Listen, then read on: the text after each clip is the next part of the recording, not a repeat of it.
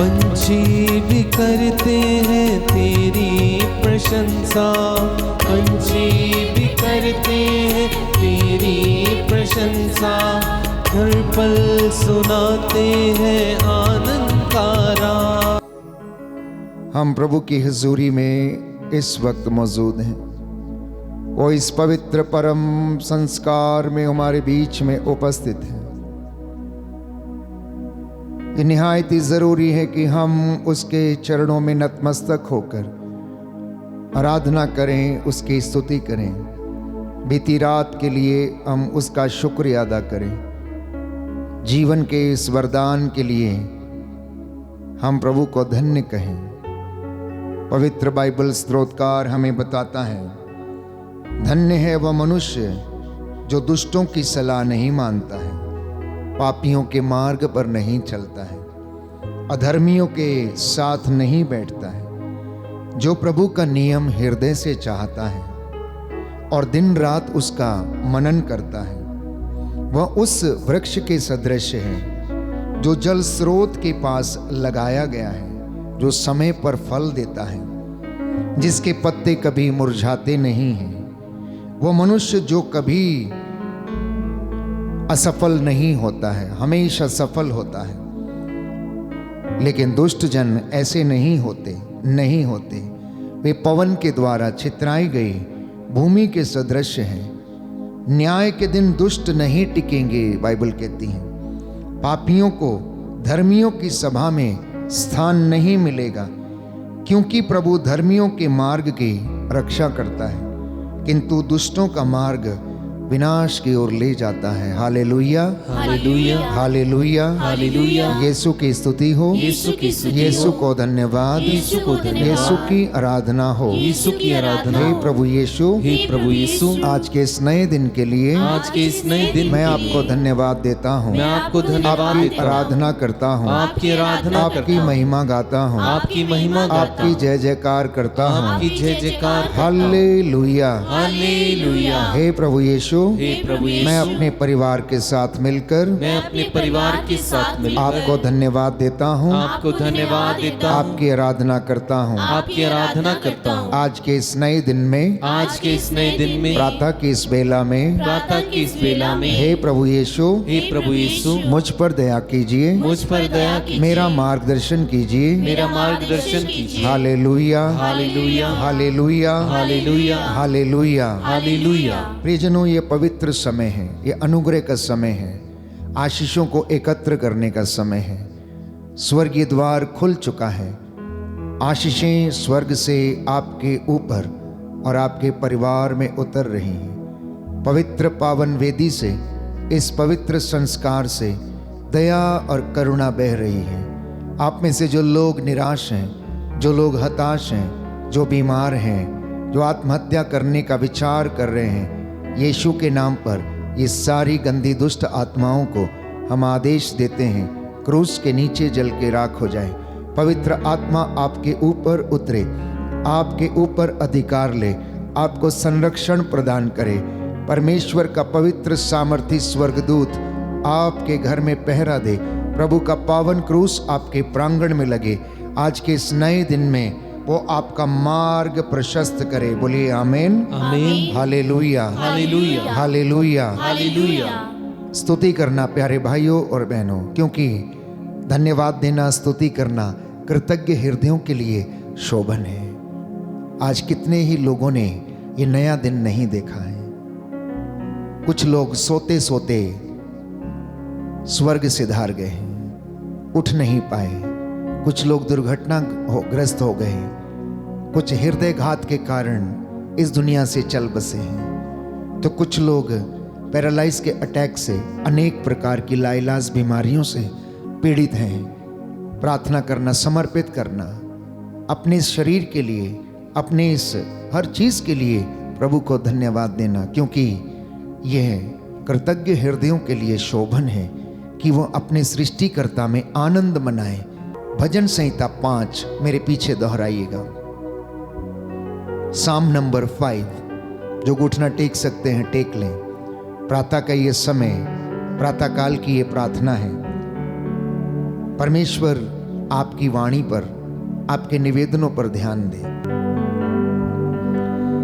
प्रभु मेरी बात सुनने की कृपा कर, प्रभु मेरी आवाज सुनने की कृपा कर, मेरे उच्छ्वासों पर ध्यान दे, मेरे उच्छ्वासों पर ध्यान दे, मेरी दुहाई तेरे पास पहुँचे, मेरी दुहाई तेरे पास पहुँचे। प्रभु मैं तुझसे प्रार्थना करता हूँ, प्रभु मैं तुझसे प्रार्थना करता हूँ, मेरे ईश्वर मेरे राजा, मेरे ईश्वर मेरे राजा। प्रभु तू प्रातः काल मेरी पुकार सुनता है, प्रभु तू प्रातः काल मेरी आवाज सुनता है। मैं प्रातः अपना चढ़ावा सजाता हूँ, मैं प्रातः अपना चढ़ावा सजाता हूँ और प्रतीक्षा करता रहता हूँ, और प्रतीक्षा करता रहता हूँ। तू ना तो बुराई से समझौता करता, तू ना तो बुराई से समझौता करता, और ना दुष्टों को शरण देता है, और ना दुष्टों को शरण देता है। घमंडी तेरे सामने नहीं टिकते, घमंडी तेरे सामने नहीं टिकते। तू सब कुकर्मियों को तुच्छ समझता है, तू सब कुकर्मियों को तुच्छ समझता है, और झूठ बोलने वालों का विनाश करता है, और झूठ बोलने वालों का विनाश करता है। प्रभु हिंसा करने वाले, प्रभु हिंसा करने वाले, और कपटी मनुष्य से घृणा करता है, और कपटी मनुष्य से घृणा करता है। किंतु मैं तेरी अपार कृपा के कारण, किंतु मैं तेरी अपार कृपा के कारण तेरे मंदिर में प्रवेश करता हूँ, तेरे मंदिर में प्रवेश करता हूँ। मैं बड़ी श्रद्धा से, मैं बड़ी श्रद्धा से तेरे पवित्र मंदिर को दंडवत करता हूँ, तेरे पवित्र मंदिर को दंडवत करता हूँ। मेरे शत्रु मेरी घात में रहते हैं, मेरे शत्रु मेरी घात में रहते हैं। प्रभु मुझे अपने धर्म मार्ग पर ले चल, प्रभु मुझे अपने धर्म मार्ग पे ले चल। मेरे लिए अपना मार्ग प्रशस्त कर, मेरे लिए अपना मार्ग प्रशस्त कर। उनके मुख की कोई बात विश्वसनीय नहीं, उनके मुख की कोई बात स्पष्टीय नहीं। उनका हृदय दुष्टता से भरा है, उनका हृदय दुष्टता से भरा है। उनका गला खुली हुई कब्र है, उनका गला खुली हुई कब्र है, और उनकी जिह्वा चाटुकारी करती है, और उनकी जीवा चाटुकारी करती है। ईश्वर उन्हें अपराधी घोषित कर, ईश्वर उन्हें अपराधी घोषित कर। उनकी योजनाएं विफल हो, उनकी योजनाएं विफल हो। उनके बहुत पापों के कारण उनका परित्याग कर, उनके बहुत पापों के कारण उनका परित्याग कर। क्योंकि उन्होंने तेरे विरुद्ध विद्रोह किया है, क्योंकि उन्होंने तेरे विरुद्ध विद्रोह किया है। जो तेरी शरण जाते हैं वे सब आनंद मनाएंगे, जो तेरी शरण जाते हैं वे सब आनंद मनाएंगे। तू उनकी रक्षा करेगा, तू उनकी रक्षा करेगा, और वे सदा सर्वदा हर्षित रहेंगे, और वे सदा सर्वदा हर्षित रहेंगे। जो तेरे नाम के प्रेमी है, जो तेरे नाम के प्रेमी है, वे आनंद के गीत गाएंगे, वे आनंद के गीत गाएंगे। प्रभु तू ही धर्मी को आशीर्वाद देता है, प्रभु तू ही धर्मी को आशीर्वाद देता है। तू अपनी कृपा की ढाल से उसकी रक्षा करता है, तू अपनी कृपा की ढाल से उसकी रक्षा करता है। Hallelujah hallelujah hallelujah hallelujah hallelujah hallelujah hallelujah. Hallelujah. अपने हृदय को खोलना, पूरे तन और मन से, पूरे सामर्थ्य से, पूरी शक्ति से उसकी स्तुति करना।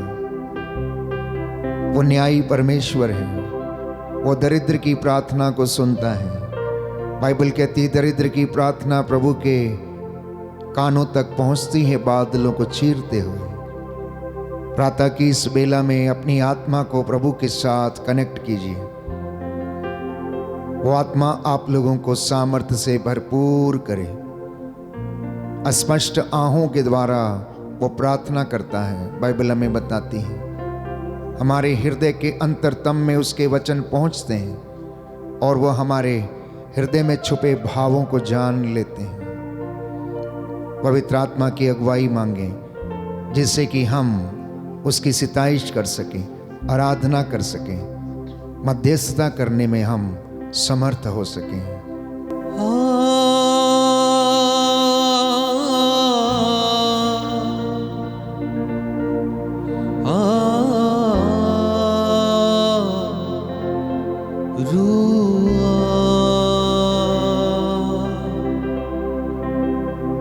रूहे पाक खुदावंदा तू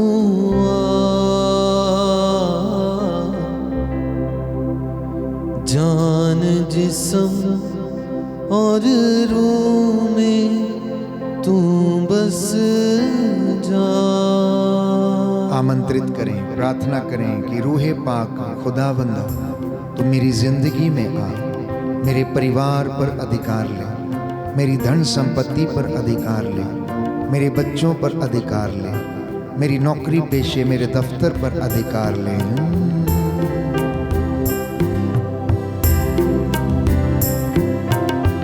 रूहे पाक खुदावंदा तू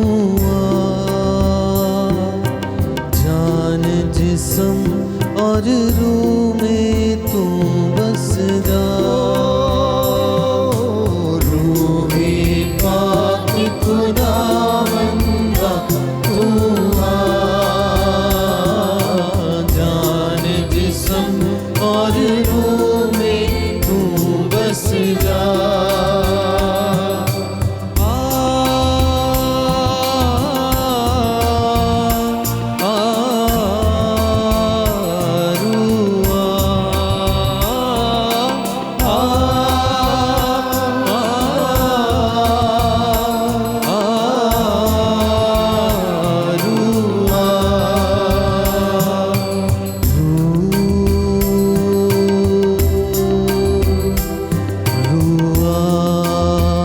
Yes Lord, thank you Jesus.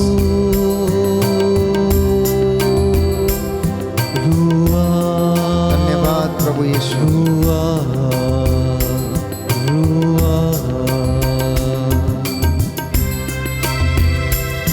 प्रार्थना करना, रूह की बारिश इस वक्त आपके जीवन पर, आपके परिवार पर उतरे। रूह के शोले आग की तरह आप पर उतरें और आपको शुद्ध करें, पवित्र करें। आपकी हड्डियों को आराम मिले। जो बीमार हैं चल फिर नहीं सकते, जिनके टखनों में बल नहीं है, परमेश्वर के सामर्थ्य से आप चलने फिरने लगें। आज जो निराश हैं उन्हें सांत्वना मिले, हिम्मत मिले।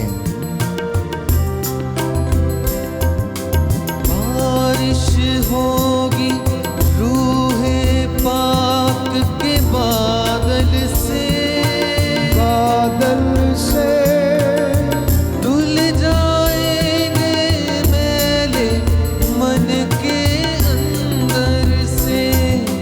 बारिश होगी रूहे पाक के बादल से, बादल से धुल जाएंगे मेरे मन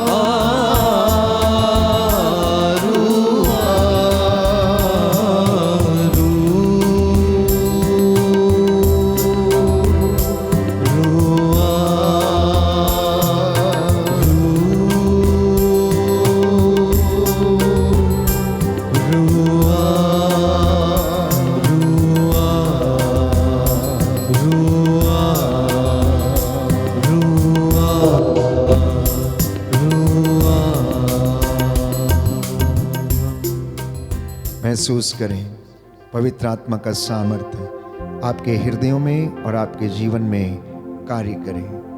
हम वचन पर मनन चिंतन करेंगे। मार्कुस का सुसमाचार अध्याय 4 पद संख्या 26 से लेकर 34 तक। प्रियजनों, वचन सशक्त है, जीवंत है और दुधारी तलवार से भी तेज है। ये वचन हमें जीवन प्रदान करता है। ये वचन हमारा मार्ग प्रशस्त करता है। जिन्हें ज्ञान की कमी है, प्यारे भाइयों और बहनों, जो लोग इधर उधर अंधकार में भटकते रहते हैं, मैं समझता हूं कि यदि वे वचन का सहारा लेंगे, परमेश्वर से प्रार्थना करेंगे, तो इस वचन के माध्यम से वो आपसे बातें करेगा। मार्कुस का सुसमाचार अध्याय 4 पद संख्या 26 से लेकर 34 तक। ईसा ने उनसे कहा, ईश्वर का राज्य उस मनुष्य के सदृश है जो भूमि में बीज बोता है। वह रात को सोने जाता है और सुबह उठता है, बीज उगता है और बढ़ता जाता है, हालांकि उसे यह पता नहीं कि यह कैसे हो रहा है। भूमि अपने आप फसल पैदा करती है, पहले अंकुर, फिर बाल और बाद में पूरा दाना। फसल तैयार होते ही वह हंसियां चलाने लगता है, क्योंकि कटनी का समय आ गया है। ईसा ने कहा कि हम ईश्वर के राज्य की तुलना किससे करें? हम किस दृष्टांत के द्वारा उसका निरूपण करें? वह राई के दाने के सदृश है। मिट्टी में बोए जाते समय वह दुनिया भर का सबसे छोटा दाना है, परंतु बाद में बढ़ते बढ़ते वह सब पौधों से बड़ा हो जाता है और उसमें इतनी बड़ी बड़ी डालियां निकल आती हैं कि आकाश के पंछी उसकी छाया में बसेरा कर सकते हैं। वह इस प्रकार के बहुत से दृष्टांतों के द्वारा लोगों को उनकी समझ के अनुसार सुसमाचार सुनाते थे। वह बिना दृष्टांत के लोगों से कुछ नहीं कहते थे, लेकिन एकांत में अपने शिष्यों को सब बातें समझाते थे। सुंदर वचन है प्यारे भाइयों और बहनों। बाइबल हमें बताती है कि प्रभु ये चाहता है कि हम अपने कार्यों को लगातार करते रहें। आप कर्म करते रहें, पुरस्कार देने का काम ईश्वर का है। यदि कोई व्यक्ति आलसी बना रहता है तो परमेश्वर, बाइबल कहती है, आलसी मनुष्य से घृणा करता है। आज के इस नए दिन में परमेश्वर चाहता है कि आप अपने कामों में अव्वल ठहरें, आलसी न बने, कर्म करने से पीछे न हटें। पुरस्कार देने का काम परमेश्वर का है। और प्रभु यीशु इस बात को समझाने के लिए एक बीज का उदाहरण लेते हैं कि किसान अपने खेत में बीज बोता है। वो भूमि को अच्छी तरह से जोतता है और उसमें हर प्रकार के खाद और हर प्रकार के शक्ति प्रदान करने वाली चीजों को डालता है। वो बीज बोकर चला जाता है और आराम करता है, लेकिन उसे मालूम नहीं कि बीज कब अंकुरित होता है और कब उसमें से अंकुर फूटता है, और वो देखते ही देखते धरती को फाड़ कर ऊपर आ जाता है। कुछ ही दिनों में वो पौधे का रूप ले लेता है और वो धीरे धीरे धीरे धीरे बढ़ने लगता है। कुछ महीनों के बाद वो इतना बड़ा हो जाता है कि चिड़ियां आकर उस पर बसेरा करती हैं, अपने घोंसले बनाती हैं और उसमें बहुत अधिक मात्रा में फल लगने लगता है। प्रभु यीशु उन्हें स्वर्ग राज्य के विषय में समझाते हैं कि स्वर्ग का राज्य भी इसी तरीके से है। स्वर्ग के राज्य की शुरुआत बहुत छोटी चीज से होती है। कोई व्यक्ति जाता है, किसी व्यक्ति से मिलता है, यीशु के नाम पर उसे ब्लेस कर देता है, परमेश्वर का वचन उसे स्पर्श कर जाता है, छू लेता है, और वो व्यक्ति प्यारे भाइयों और बहनों अपने जीवन में अंगीकार करने लगता है, और धीरे धीरे देखते ही देखते वहां परमेश्वर की उपस्थिति इस व्यक्ति के माध्यम से होती है और वो धीरे धीरे बढ़ने लगता है। ईश्वर के राज्य की शुरुआत इसी तरह से होती है। ये परमेश्वर आज हमें समझाना चाहता है प्यारे भाइयों और बहनों। इसलिए जब हम ईश्वर के राज्य की बात करते हैं तो स्वर्ग का राज्य उस व्यक्ति के समान है जो अपने खेत में बीज बोता है। इतना ही नहीं, और कई उदाहरणों से यीशु मसीह ने स्वर्ग के राज्य की तुलना की और स्वर्ग राज्य का अर्थ समझाया और लोगों को बताने का प्रयास किया कि स्वर्ग का राज्य है क्या चीज। स्वर्ग का राज्य आध्यात्मिक वास्तविकता है, आध्यात्मिक वास्तविकता। Kingdom of God is a spiritual reality. जो बातें प्यारे भाइयों और बहनों यहां पर हमारे संसार में, इस धरती पर होती हैं, और जो भौतिक चीजें हैं, मटीरियलिस्टिक वर्ल्ड है, उसी तरह से एक स्पिरिचुअल वर्ल्ड है जिसके विषय में बाइबल हमें समझाती है, जिसकी हम आशा करते हैं कि दूसरे जीवन में हम उस राज्य में प्रवेश करेंगे, अनंत काल वाले जीवन में प्रवेश करेंगे, और वहां पर ना तो कभी रात होगी और ना कभी अंधेरा होगा, ना ही कोई बुराई। वहां हमेशा हमेशा के लिए उजाला रहेगा।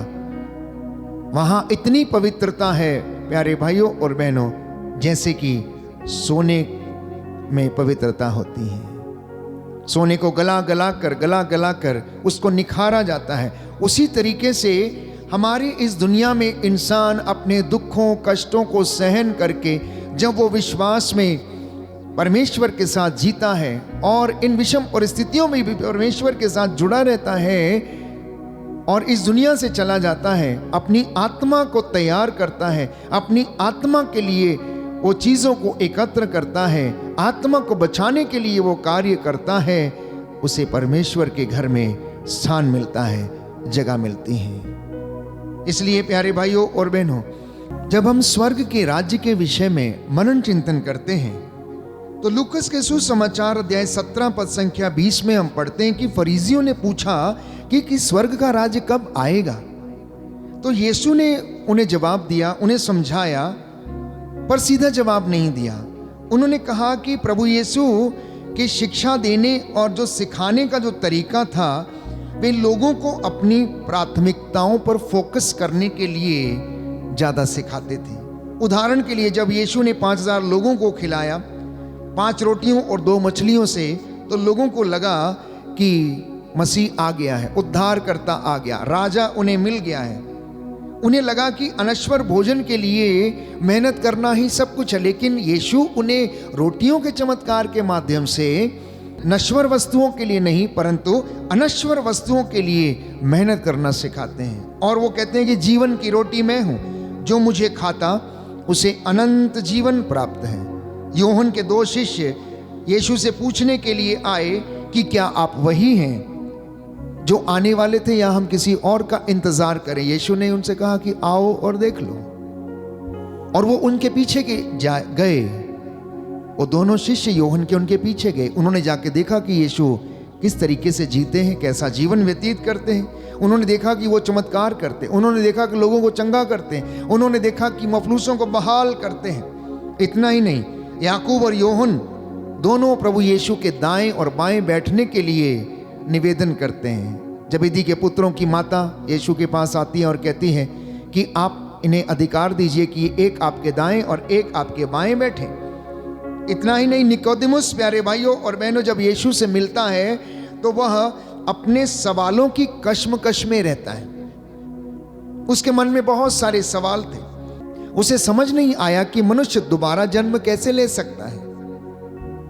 वास्तव में प्रभु यीशु उसे यह समझाना चाह रहे थे कि जब तक कोई व्यक्ति अपना मन नहीं फिराता, जब तक कि पुरानी बातों को भूलकर नया धारण नहीं कर लेता, जब तक कि वो मसीह में विश्वास नहीं कर पाता, तब तक उसे अनंत जीवन प्राप्त नहीं है। तो आत्मिक जीवन जीना ये अपने आप में एक संघर्ष है। आध्यात्मिक रूप से नया बनना अर्थात पुनः जन्म लेने के जैसा है। तो यीशु चाहता था कि निकोदेमुस आत्मिक रूप से, आध्यात्मिक रूप से फिर से जन्म लें। और प्रभु यीशु हमें नित्य प्रतिदिन चुनौती देते हैं। आज आपने जो वचन सुना है और जो सुन रहे हैं, प्रभु चाहता है कि आप भी आध्यात्मिक रूप से नए बन जाएं। पुराना सब कुछ पीछे छोड़कर प्रभु के साथ आप आगे आएं। पवित्र आत्मा के सामर्थ्य से आप जीवन जिएं, सवालों एवं सिद्धांतों को, दृढ़ता एवं विश्वास को, जिससे कि आपकी प्राथमिकताएं प्यारे भाइयों और बहनों बरकरार रहें। क्योंकि हमारी प्राथमिकताएं बिगड़ी है, इसलिए हमारी जिंदगी में कष्ट है। Our priorities are disoriented.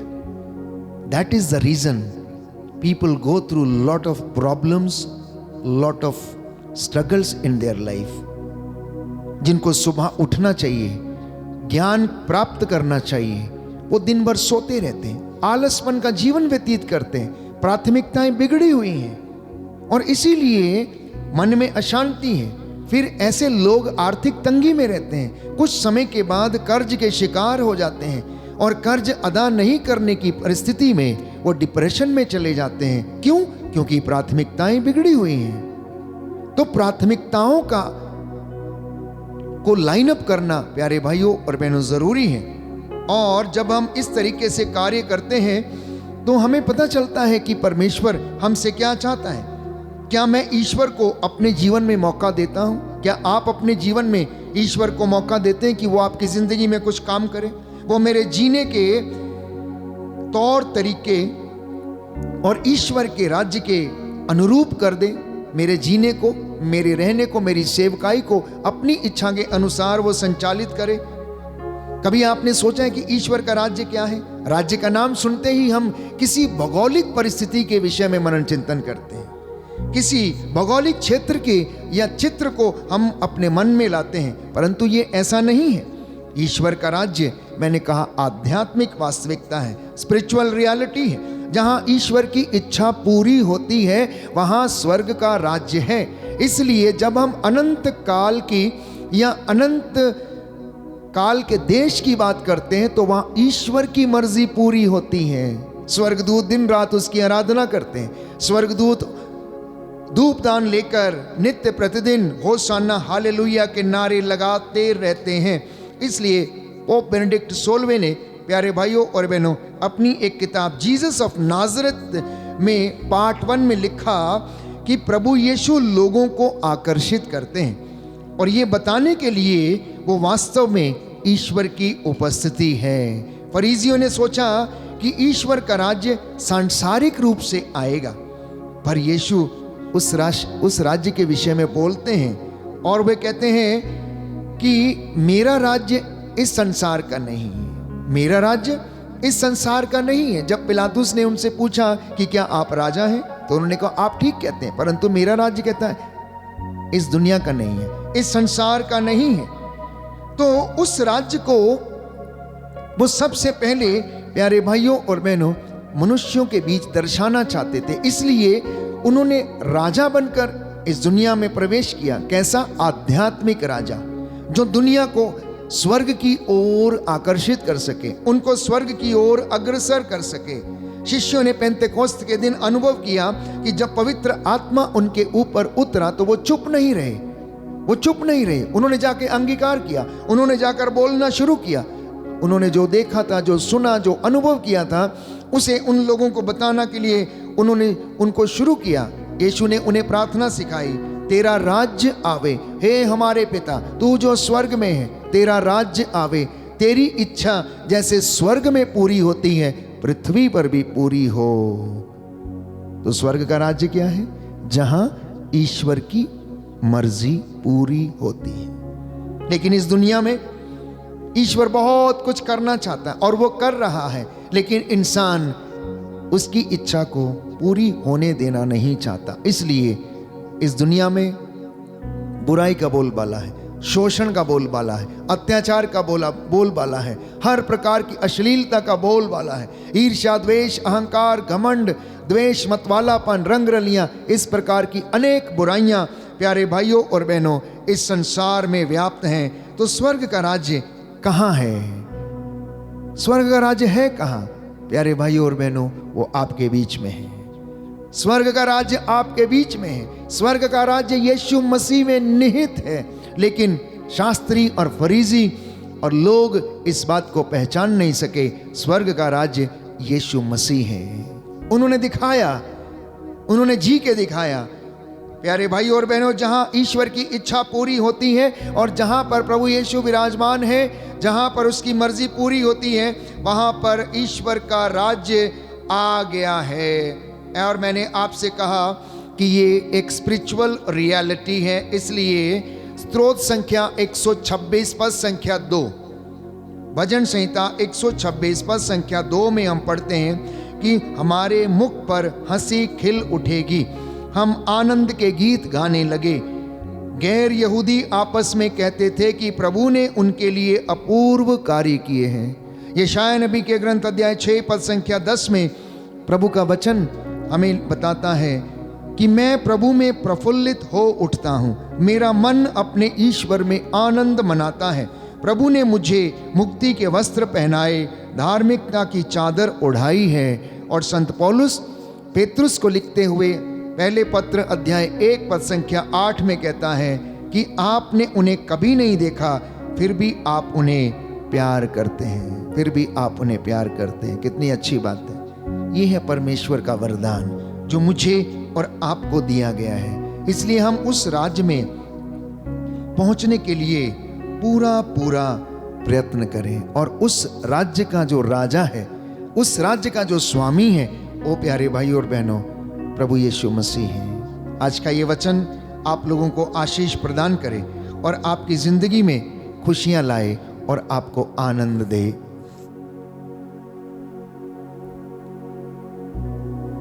आराधना करें।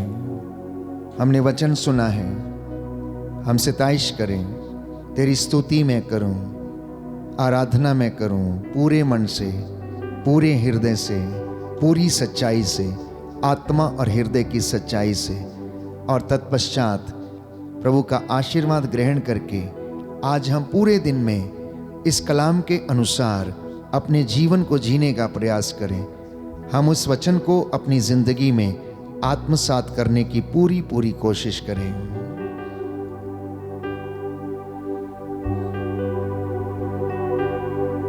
तेरी स्तुति मैं करूं, आराधना करूं दिल से, दिल से। तेरी स्तुति मैं करूं, आराधना करूं दिल से, दिल से। तेरी स्तुति मैं करूं, आराधना करूं दिल से, दिल से। प्रार्थना करें। हे प्रभु यीशु, तेरे इन बच्चों को मैं तेरे हाथों में देता हूं। इन माता पिता को, इनकी संतानों को, इनके कामकाज को, इनके बिजनेस को प्रभु ब्लेस कीजिए, आशीर्वाद प्रदान कीजिए। जितने भी लोग हमारे साथ ऑनलाइन प्रार्थना में जुड़े हुए हैं, तेरा आत्मा इनकी अगुवाई करे, इन्हें आशीष प्रदान करे। तेरी स्तुति मैं करूं, आराधना करूं दिल से, दिल से। तेरी स्तुति मैं करूं, आराधना करूं दिल से, दिल से। जो लोग बीमार हैं उनके लिए प्रार्थना करें, जो रोग शैया पर हैं उनके लिए प्रार्थना करें, जो दुर्घटनाग्रस्त हो गए हैं उनके लिए प्रार्थना करें, प्रभु ने सांत्वना दे। जो अस्पतालों में है, आईसीयू में है, जो प्रसव पीड़ा में है, जो डॉक्टर इनका इलाज करते हैं, नर्सेस इनका इलाज करते हैं, प्रभु इन पर दया कर, इनके हाथों को शुद्ध कर। हे प्रभु, जो बीमार हैं उनकी हड्डियों में तेरा पवित्र सामर्थ्य लहू जो चंगा करता है बहने लगे, इन्हें शिफा मिले और तू इनकी रक्षा करे। इसके लिए हम तेरी आराधना और तेरी स्तुति करते हैं। तेरी स्तुति मैं करूं, आराधना करूं दिल से, दिल से।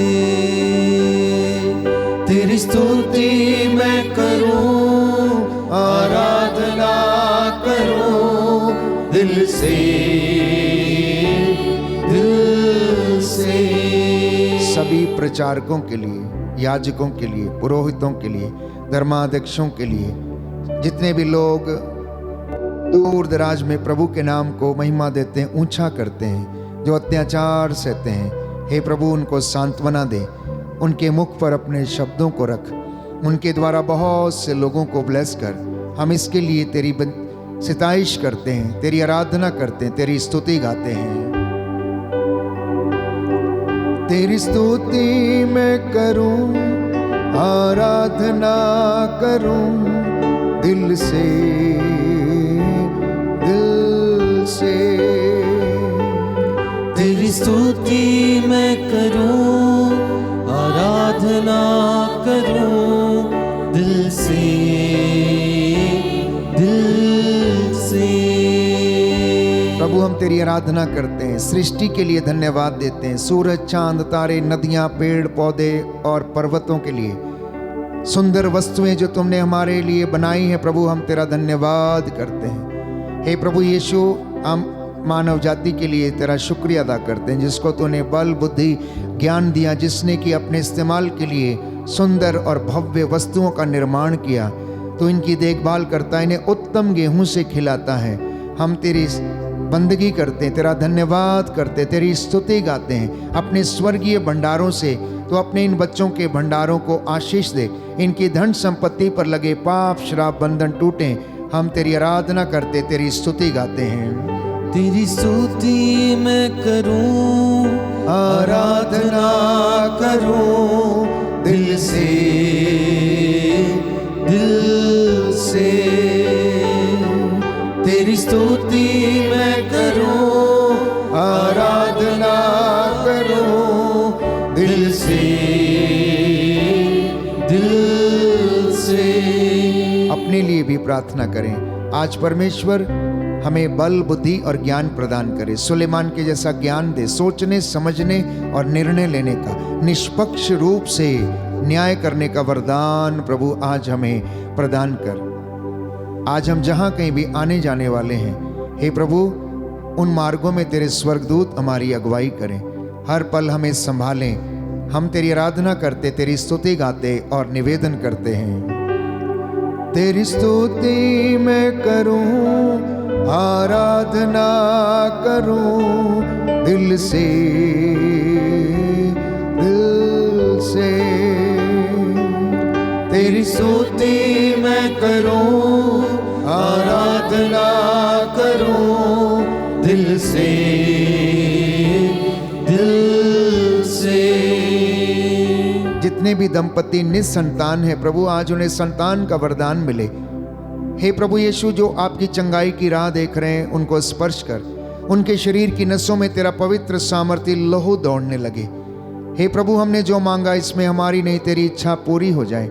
हमारे परिवार प्रभु यीशु आपके स्थान बन जाए, आपकी महिमा हमारे परिवारों में प्रकट हो जाए। हम तेरी आराधना करते, तेरी स्तुति गाते हैं। तेरी स्तुति मैं करूं, आराधना करूं दिल से, दिल से। तेरी स्तुति मैं करूं, आराधना करूं दिल से, दिल से। समर्पित करें, समर्पण का ये समय है। समर्पित करें प्यारे भाई, प्यारी बहन, जो घुटना टेक सकते हैं टेकें। हम प्रभु की आशीष को ग्रहण करने के लिए अपने आप को तैयार करें। आज के पूरे दिन में प्रभु आपको ब्लेस करे, रूह का ताज़ा अभिषेक और मस्सा प्रदान करे, आपके दुखों को हल्का करे, आपको शांति प्रदान करे। प्रभु का आनंद ही हमारा बल है। वो अपने बच्चों को आज ब्लेस करे। मैं आपके लिए प्रार्थना करूंगा। दया करने वाले, चंगा करने वाले यीशु राजा, अपने इन बच्चों पर दया कर जिन्होंने प्रातः की इस वंदना में भाग लिया है। तू दयावान, तू दया का सागर, दया करने वाला है, चंगा करने वाला प्रभु है। तेरे पवित्र सामर्थी वचन आज इनके जीवन में महिमा पाए। इन्हें चंगाई प्रदान कर, रूह का ताज़ा अभिषेक और मसा इन्हें दे। हे प्रभु यीशु, मैं तेरी आराधना करता हूँ, तेरी स्तुति गाता और तेरी महिमा गाता हूँ। मूसा के जैसे हाथों को उठाकर हे प्रभु यीशु, मैं मध्यस्थता करता हूँ। हम तेरे आगे सिरों को झुकाते, हमारी प्रार्थना को सुनना और अपने बच्चों को आशीष प्रदान करना। हमारे मुख से प्रभु यीशु तेरी बंदगी होती जाए, हमारे इन शरीर के द्वारा, शरीर के अंगों के द्वारा तेरी महिमा होने पाए। हमारे अंग प्रभु तेरी महिमा के साधन बन जाए। हमें आशीष प्रदान कर। हमारी कलीसिया को ब्लेस कीजिए, हमारे सभी कामकाज को आशीष दीजिए। हमारी बैंड फॉर जीसस टीम और सेवकाई को ब्लेस कर। जितने भी पुरोहित गण प्रचारक है प्रभु यीशु तेरी महिमा गाते, तेरे नाम को ऊंचा करते हैं, उन पर तेरा आशीर्वाद ठहरे, उन पर दया करने की कृपा कर। जो बंदी गृह में है प्रभु, उनकी रिहाई का इंतजाम कीजिए। अपने स्वर्गीय भंडारों से हमारे भंडारों को आशीष दे, ब्लेस कर। हमारी हड्डियों को सुरक्षित रखने की कृपा कर। हे प्रभु यीशु, हम तेरी आराधना करते और तेरी महिमा गाते हैं। मेरी प्रार्थना को सुन लीजिए, उद्धार करता यीशु प्रभु के द्वारा।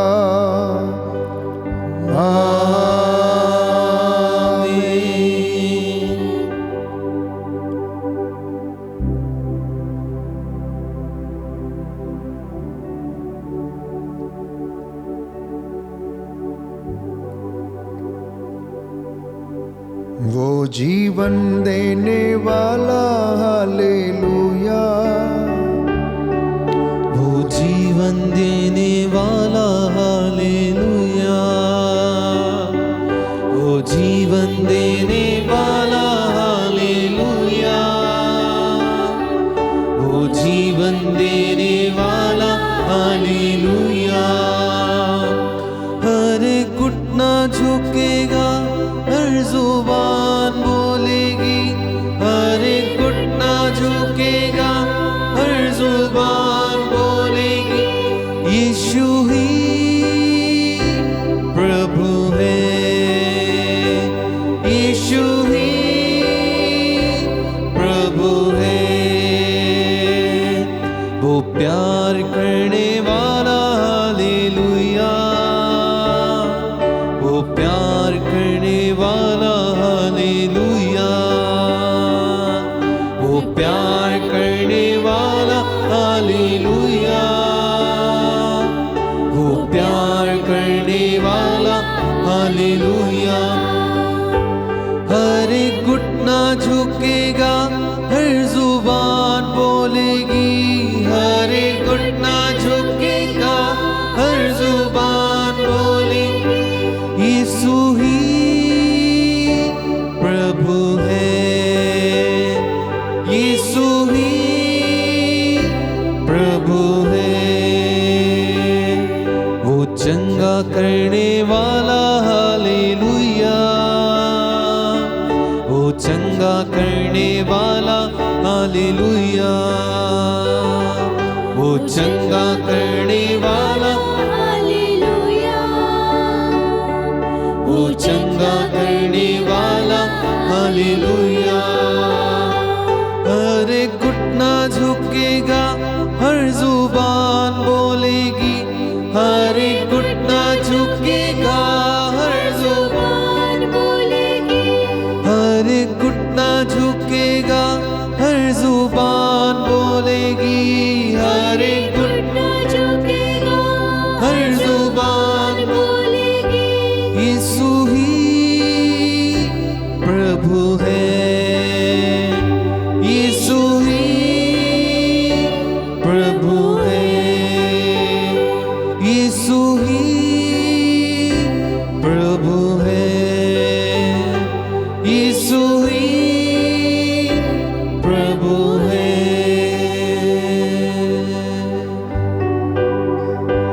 तुझे धन्यवाद, तुझे धन्यवाद प्रभु जी, तुझे धन्यवाद, तुझे धन्यवाद, तुझे धन्यवाद प्रभु जी, तुझे धन्यवाद, तुझे धन्यवाद, तुझे धन्यवाद प्रभु जी,